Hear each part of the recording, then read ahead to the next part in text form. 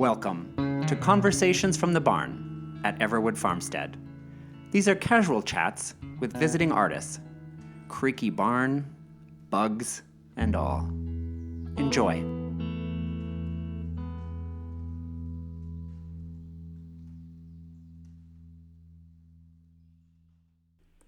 Hello, this is Conversations from the Barn. I'm Chris Everett. I'm here with Bill Underwood.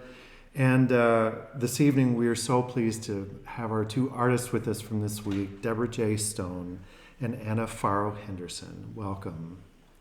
Thank you. Thank you. You're very welcome. We appreciate you. It is tradition to be in the barn, although we might all want to be around a hot fire this evening. Winter is upon us. It is a bittersweet conversation in that this is the last of the Artist Retreat visitors this year. And we've been thinking about the two of you this whole summer, knowing that you would punctuate the whole season. And we were just talking earlier, it feels like we have gone through 3 completely different seasons in this week and landing in winter.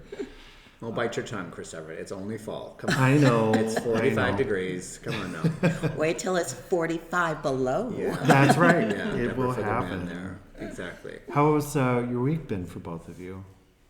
It's been really wonderful. It's been a chance to have a very different relationship to time. I'm a mom and I work a day job and I write. So often everything is sort of like carved out and squeezed in and stolen moments. And being here, I have been able to just forget about time, leave my phone somewhere I was not going to be, and let a walk turn into a longer meditation. Or I've been doing things that feel wild, like writing until 10 o'clock at night. Getting crazy this week.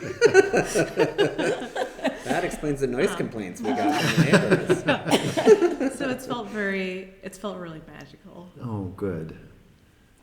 How about for you, Deborah? It's been very insightful. I've used this time to explore the characters in my draft novel, The House on Rondo, and to look at some scenes and to think about what it was like to see your neighborhood destroyed and to live in a house that would be destroyed when it was your first home that you had honestly built from scratch, basically, and then to have your neighborhood deemed as a slum. So I was exploring how did that feel like to the Black community at that time, especially when they were totally powerless to do that. And also exploring the fact that Rondo was not the only neighborhood, but there were many neighborhoods during the Eisenhower administration when the interstate highway system was being built, and they just went through all the Black and brown communities and just, willy-nilly destroyed them. Have you met, you had to have met Pavial, the singer, Pavial. Yes, I know Pavial. Yeah, because she performed last. She's from the Rondo area. She is, Yes, exactly, which is the first time to be honest, had ever heard about that issue. And when we started learning more about Pavial, I started reading more about the Rondo neighborhood. And it's been in the news quite frequently. Yes. In the last 12 to 18 months. Yes. They're thinking of doing some restitution around the issue of how people lost generational wealth. But my novel also deals with the fact that those people who lost their generational wealth, some of them were able to find housing and continue the generational wealth. And we're quite scrappy at it.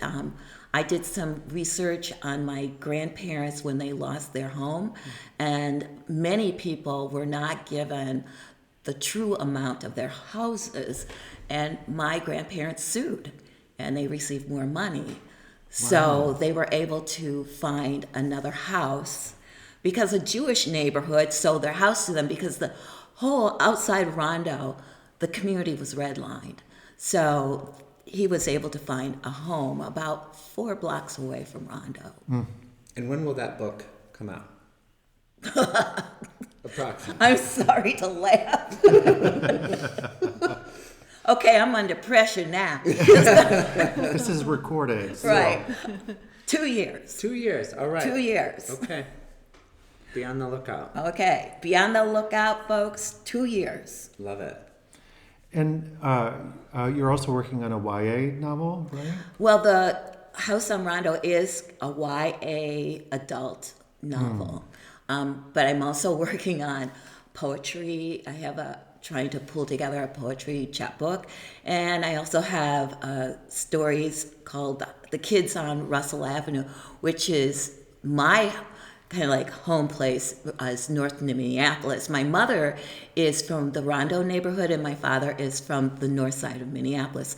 And so those two married, you know, even though it was quite what do you say, controversial, because north side people stayed on the north side and St. Paul people stayed on St. Paul side, but they united, and that's how I got to be knowing the Rondo neighborhood, because I almost was a Rondo girl, but my dad convinced her to move to the north side. So. Okay.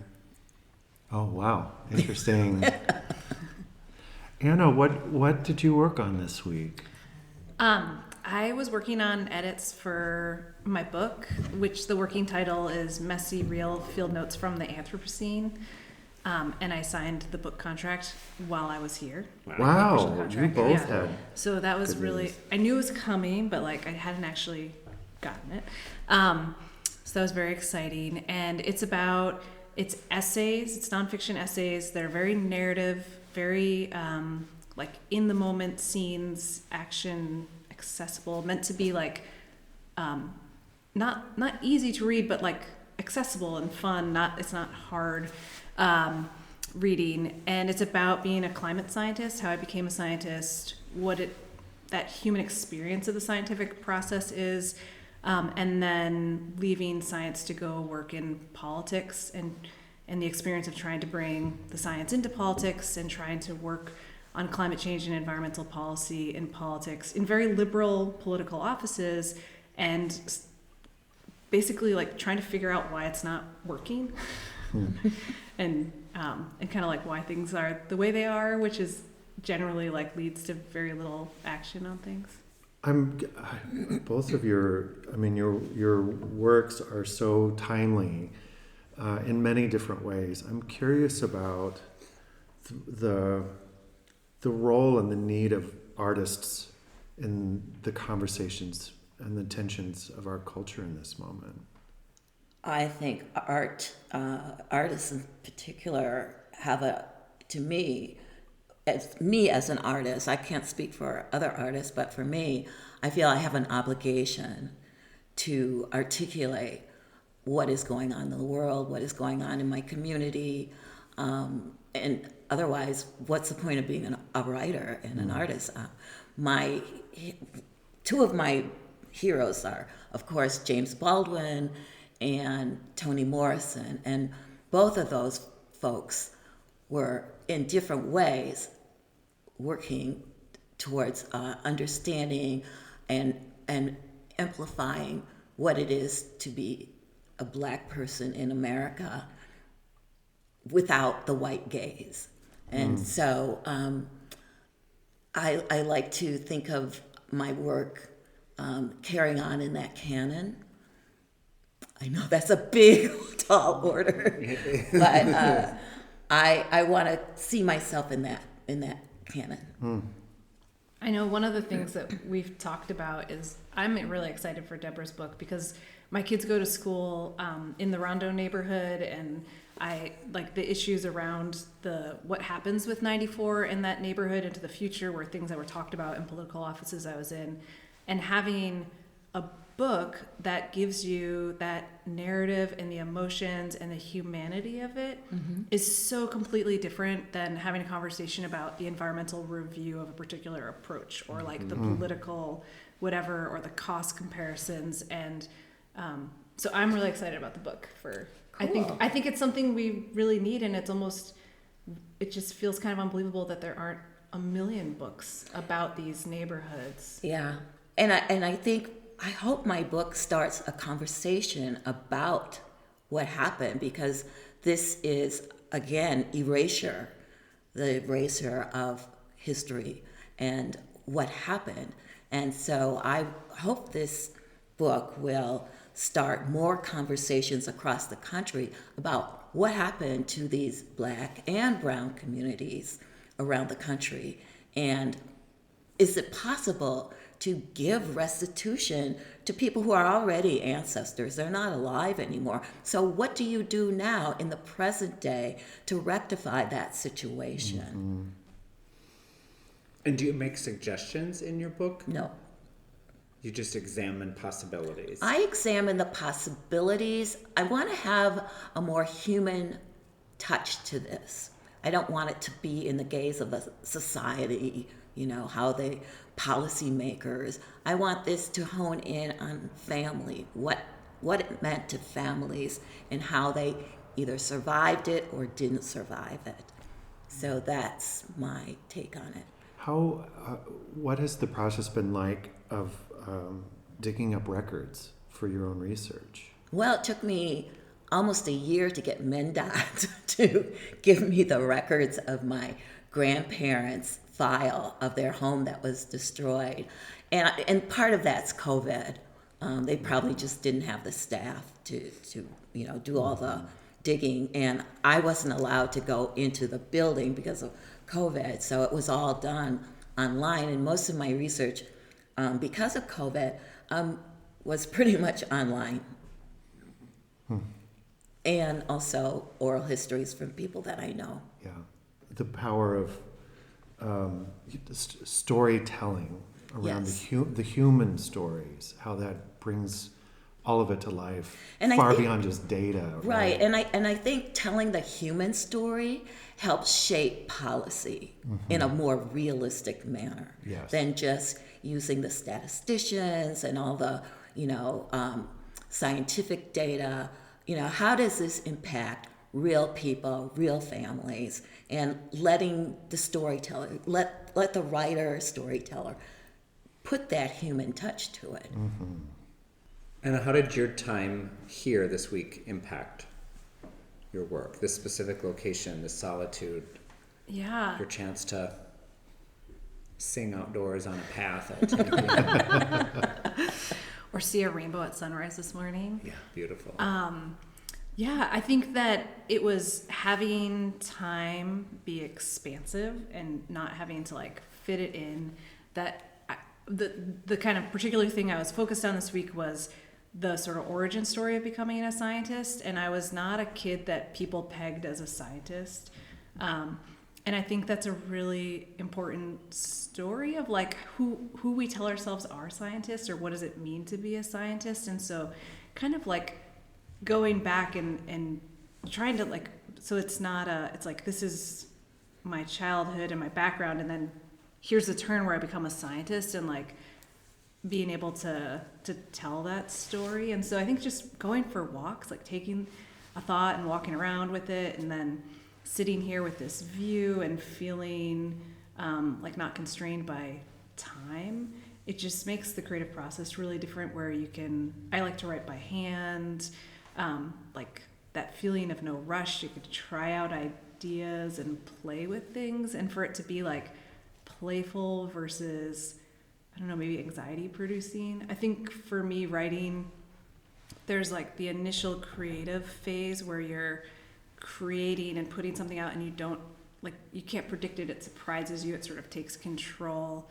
But then in the editing process, you bring in other parts of the brain to be a little bit more strategic in terms of thinking, how is a reader receiving this?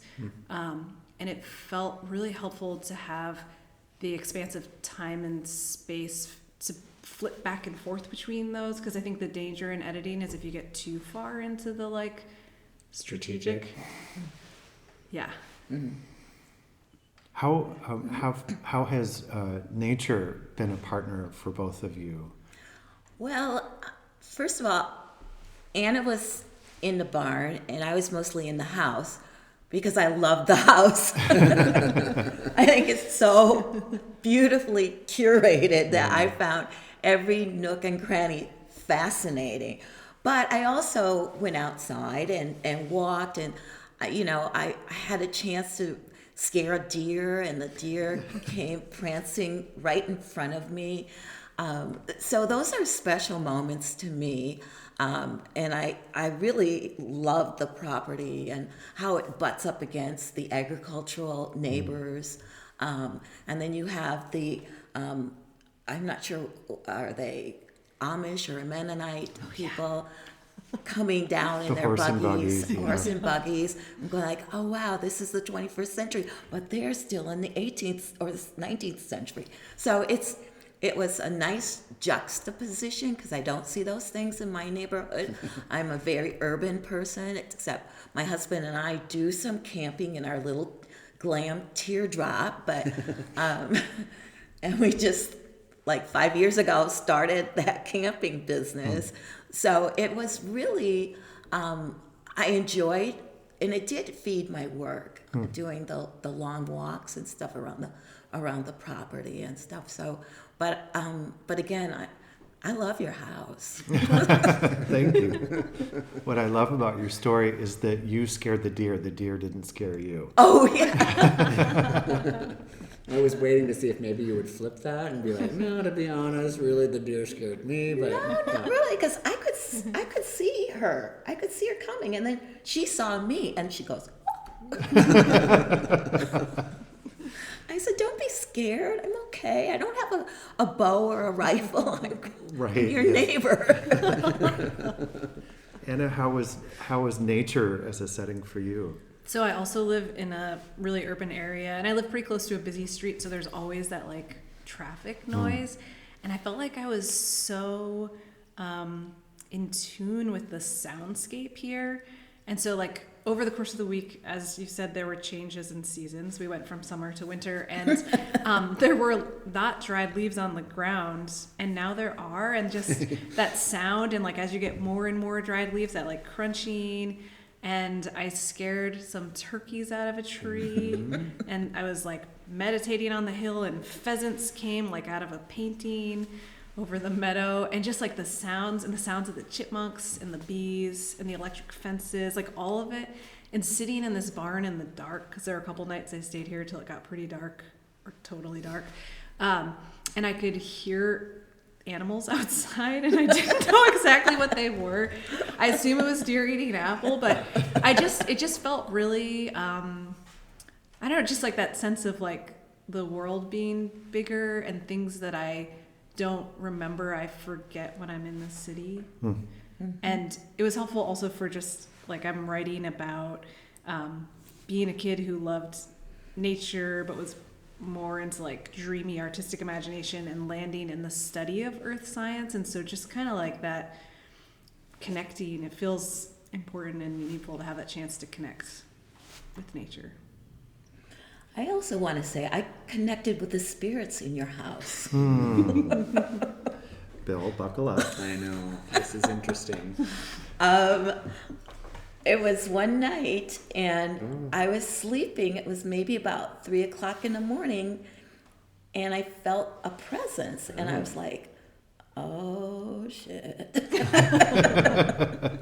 And there's this kind of like shadow just kind of walked past and out the door.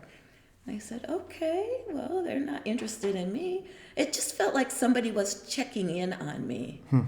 And I said, all right. And then I told Anna the next day, I said, have you seen anything weird or anything happening?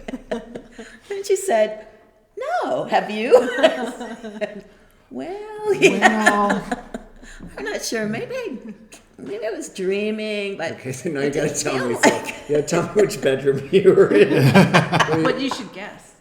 I don't want to actually. So long story short, after Chris Everett and I started dating, he had stayed overnight in the house that I owned at the time, and Chris asked me the question of how long has his ghost been around, and I looked him straight in the eye and I said, the next time you say that is the time that we break up and I never see you again.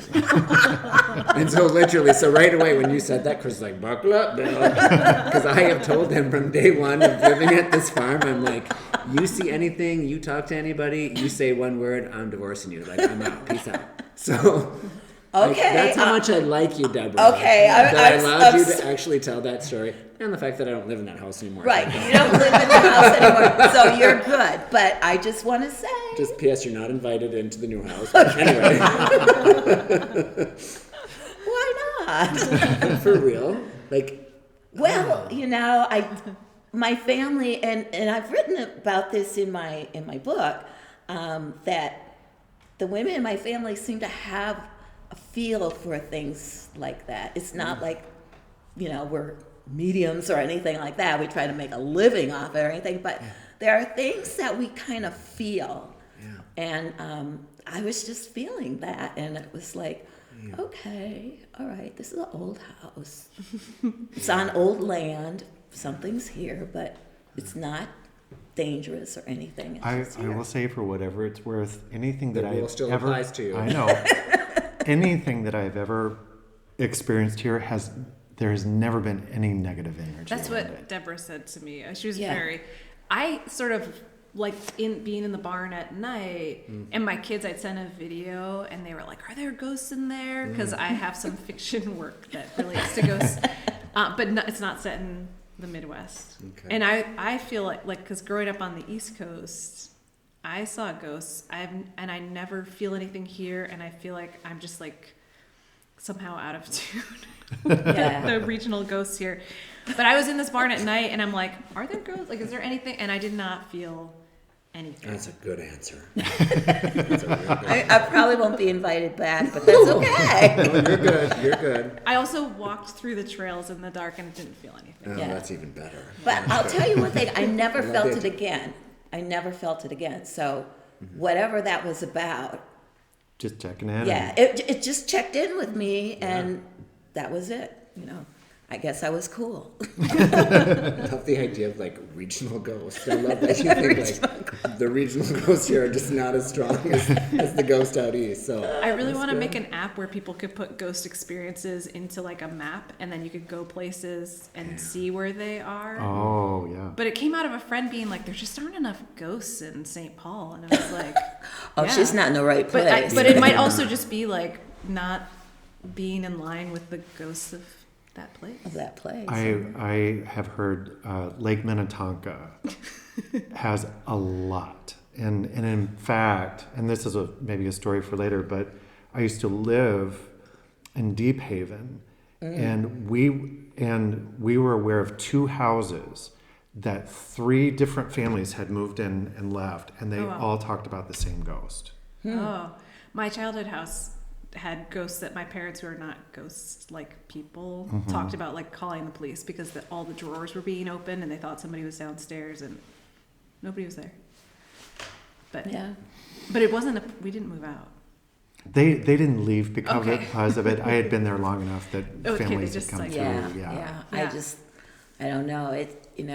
We've never had any issues like it doesn't happen all the time, but it's just something that I think as a person I have a sensitivity to that kind of thing, and I didn't develop it. It's just there. It's just there. It's Yeah. part of my DNA, I think. So Yeah. I just go with it. I don't let it. As long as they're peace loving, I don't care. Right. As my mother says, it's the live people that you have to worry about. That is very good advice. Yes. I have a curiosity, kind of back to the question around nature, and the time and the space, and I love, Anna, as you've talked about how you were kind of scheduled at home, and at 6:00 and we got to get to bed, and here you are at 10 at night working. Is there something process-wise from Everwood that either one of you want to take back with you? Something you don't want to forget, or something even that you remembered that you want to bring back? I mean, I was trying to think of how I could cultivate that feeling when I am on a schedule. yeah. And I think one of the most important things is the narrowing what you're working on, because there's that feeling that can be like, oh, I've got to monitor my phone and I could be working on this and this and this, and like letting that kind of weight come down.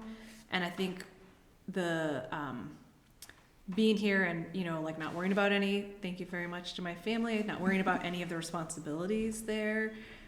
My husband didn't, like, whatever came up, I didn't have to know about it.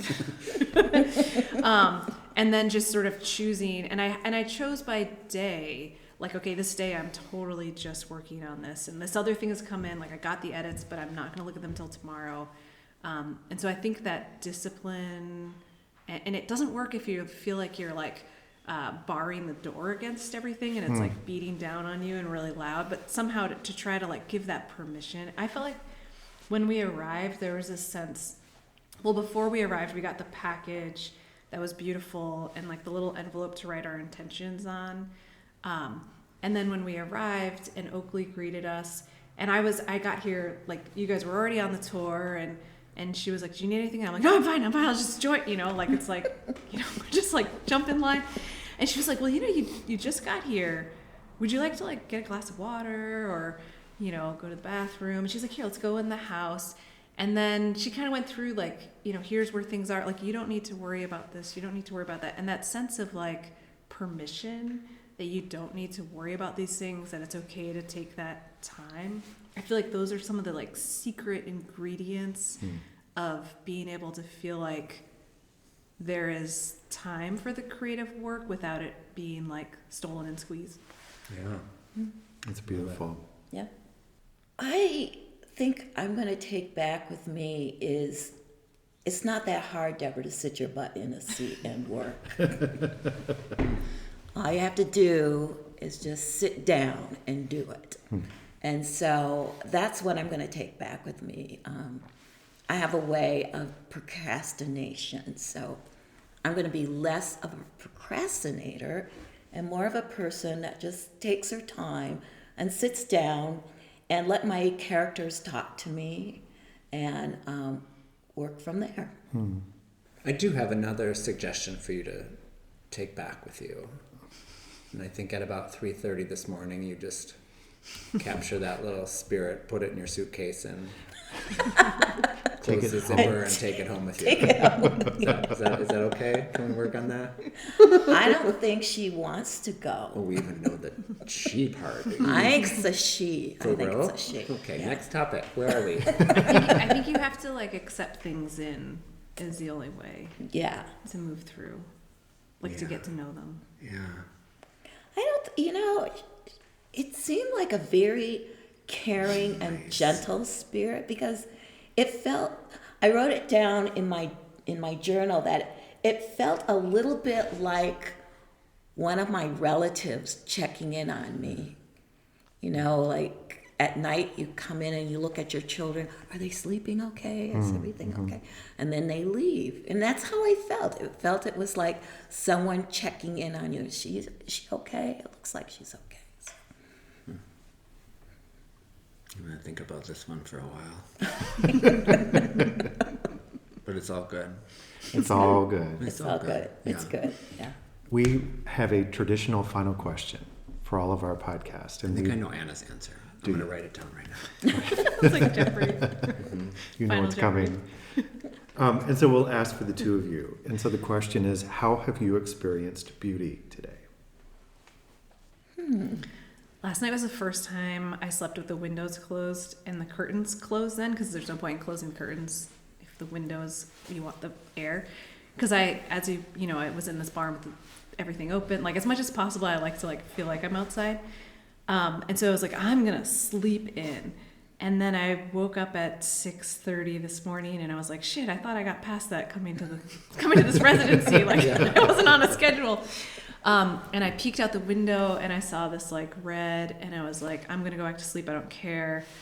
Like, screw you, sunrise. And then I was like, that's never the right answer. I'll never go back to sleep. And so I jumped up and I ran outside and then went back and got a banana and then ran outside. And I saw the sunrise and, I think one of the things about beauty is it's so easy to, like, if you just drive up to a waterfall, which you can sometimes do, and you're like, that's beautiful. And then you get back in your car, but there's like you need to kind of like let it soak and like let it get, kind of come through you and let yourself, like, let there be some kind of dialogue, which takes a stillness. And I think that was one of this kind of like this beauty of stillness. And I ended up spending like an hour and a half outside. I put on long underwear, so I was all right. And there was this beautiful sunrise, and then there's a vista at the top of this hill where you can see both to the east and west, and to the west was a rainbow. And so that was just like, oh my God. Bingo! Nailed it. Took a while for her to get to her answer, but I knew that rainbow was going to come up. I think I made it take long because I didn't want You knew what I wrote down, and you're like, I'm going to make him wait. That's awesome. I love it. But I think the stillness is like the 2/3 of the iceberg, and the rainbow is just like the tip that you see. Yeah. I think she's telling me I only got a third of my answer correct. I think she did too. I'll take a third of a point. Sure. Deborah, how about you? I think it was going out with my phone camera and capturing the beauty of the trees, how the colors were so vibrant, and I posted a few on my Facebook page, and they got a lot of attention. So I think that was part of the beauty to me, is being in this place and seeing the vibrancy of change, and also the fact that I could stay in bed and read and wear my flannel pajamas for as long as I wanted. Didn't have to put my clothes on. That is the artist retreat in action right there. That's right. I love it. Thank you both for saying yes to this, for joining us for the week. We hope it gives you everything you need. Well, thank you for having us as your guests. Appreciate it. Thank you so much. It feels pretty amazing and kind of like emotional to have people support you as an artist, and to say like that what you're doing is important. It's sort of the absence of that feeling. Yes, in general life, yes, like, in general life, it seems, especially now when things are in such turmoil, to be held in esteem, yeah. like when I was traveling in Senegal, West Africa, the esteem of the griot, the storyteller. I mean, he's held in such high regard. And I think that's how I felt this week. Someone appreciated my storytelling, that I'm a storyteller. What you are doing is important, and the stories that you are telling for our communities is important as well. We're invested. You're part of the family now. Please stay in touch and let us know how your art meets the world, because we'd love to know about it. Thank you. Thank you. Thank you so much.